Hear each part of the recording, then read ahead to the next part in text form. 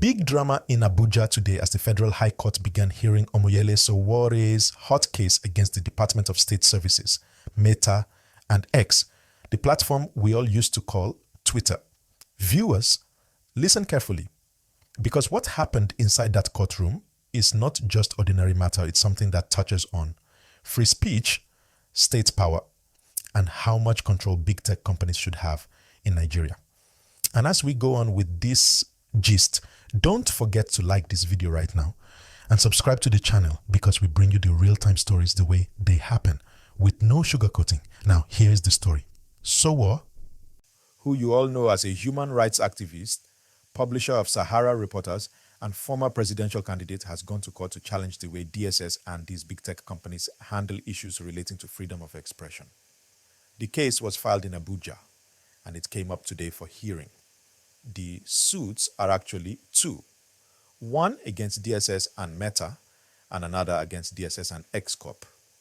What Sowore is saying in essence is that government agencies and these foreign platforms should not collude or bend the rules to silence critics or stop people from speaking their mind online. Inside the court, something interesting happened. Sowore's legal team was fully on ground, made up of some very sharp lawyers. Meta also had its own representation through a senior advocate of Nigeria, which shows that they are taking this matter seriously. But DSS did not show up, and X Corp did not show up either.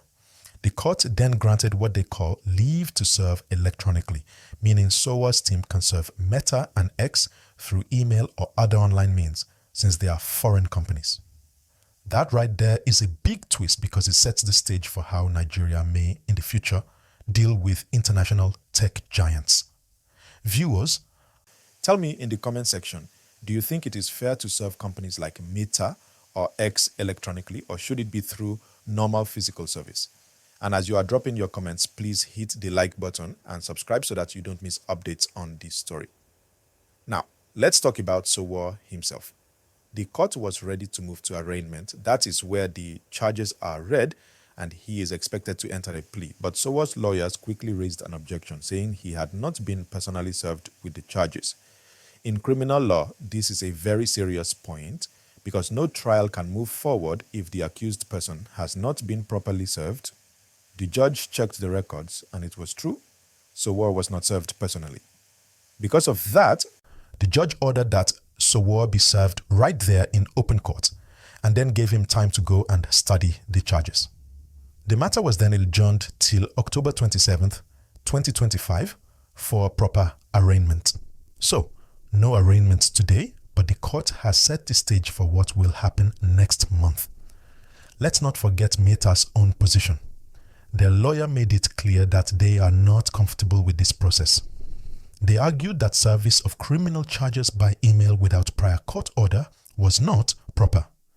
They also said there is no clear reason why Meta's name should even appear on the charge sheet, since, in their view, the counts did not directly implicate them. Because of that, Meta has already indicated that they will be filing a motion to strike out their name from the case entirely. Viewers, this is where it gets hotter. If the court agrees with Meta, then the company will step out of the matter and the focus will remain on Sowore and DSS. But if the court says no, then Meta will stay in the dock and defend itself. What do you think will happen? Drop your thoughts below, and don't forget, like this video and subscribe, because the story will develop further. So, what exactly are these charges about? The DSS claims that Sowore made false and inciting statements against President Bola Tinubu, including calling him a criminal.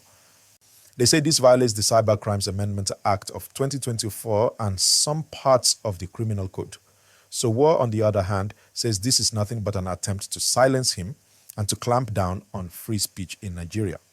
He insists he has the right to speak truth to power, especially online. And remember, this is the same Sowore who has been through battles with the DSS in the past, including arrests and detentions. So you can see why many Nigerians are watching this case closely, because it may decide how far activists and ordinary citizens can go when they criticize government online. Let me also remind you, the hearing of Sowore's suits against DSS, Meta, and X has now been adjourned to November 20, 2025. That means between October 27th, when the arraignment is expected to happen, and November 20th, when the suit will be heard again, a lot will unfold. These dates are important, and you should keep them in mind. And please, if you are enjoying this gist, give this video a like and hit the subscribe button right now, because we will continue to follow every move in this story for you. Now let's talk about the bigger picture. This case is more than just Sowore versus DSS. It's a test of Nigeria's digital rights.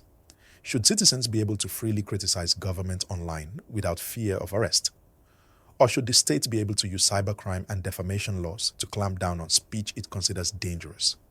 And where do companies like Meta and X come in? Should they be held responsible for what users post, or should they remain neutral platforms? These are questions that don't just concern Sowore. They concern every Nigerian who uses Facebook, Instagram, or X to express their views. Around the world, other countries are facing the same tension. Governments want more control, but activists and citizens want more freedom. Some courts abroad have ruled that tech firms can be liable for harmful content, while others say platforms cannot be blamed for user posts. So what Nigeria decides in this case could set a precedent for Africa. Viewers, imagine if tomorrow you post your honest opinion about government policies on X or Facebook. Should the company be dragged to court with you? Or should you stand alone for your words? Tell me in the comments, because this conversation is bigger than just one man. And again, please subscribe to this channel and like this video right now. One more point we cannot ignore: due process. By halting the arraignment today and insisting that Sowore must be properly served, the court has shown that procedure matters. No matter who you are, even if you are an activist or a government critic, the law must be followed to the letter. This is what makes a democracy strong: not cutting corners, but doing things the right way. And that, in itself, is a good sign that our courts are still ready to stand by the rule of law. So, what should we expect next?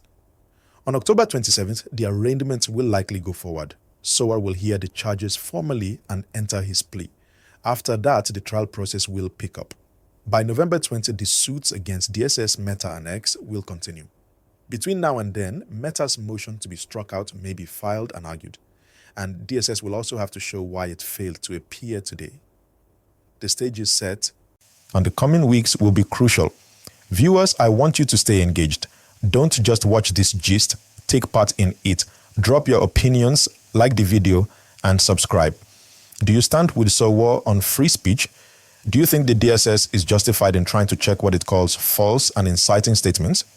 Do you believe Meta and X should be held responsible for what users post? These are the real issues that affect every one of us, because we all live online now. Now, let's look deeper into what this whole drama really means for Nigerians. You see, when the court allowed Sowore to serve Meta and X electronically, that wasn't just a small ruling, it was history in the making. Think about it. How do you normally serve a company like Meta or X?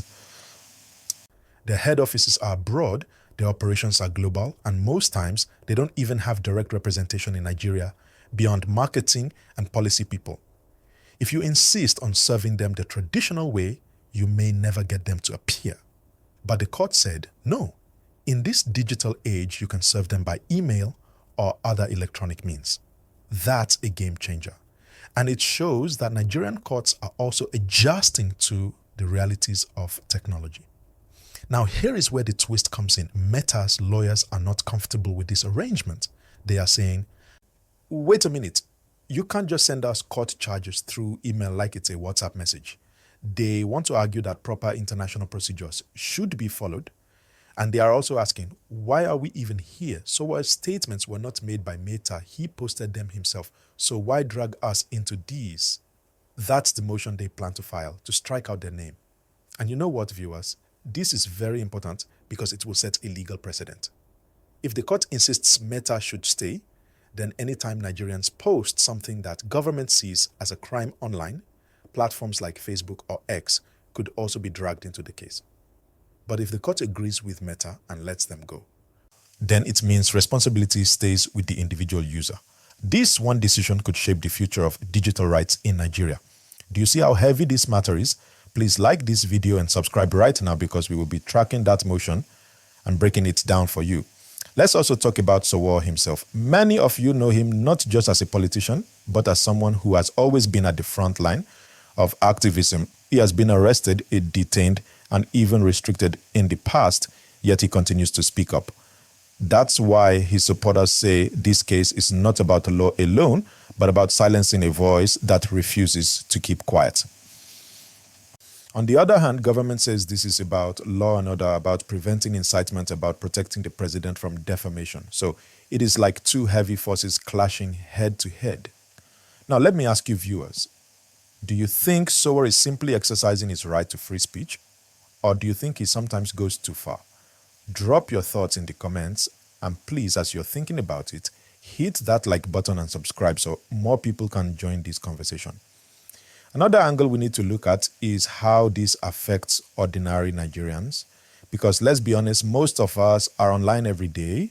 We post on Facebook, we argue on X, we share videos on Instagram. If Sowore's case leads to a stricter application of the cybercrime law, then it might mean that tomorrow, an ordinary person posting something critical could also face trouble. That's why activists are warning that this case is bigger than Sowore. It is about setting boundaries. How free can you be online in Nigeria?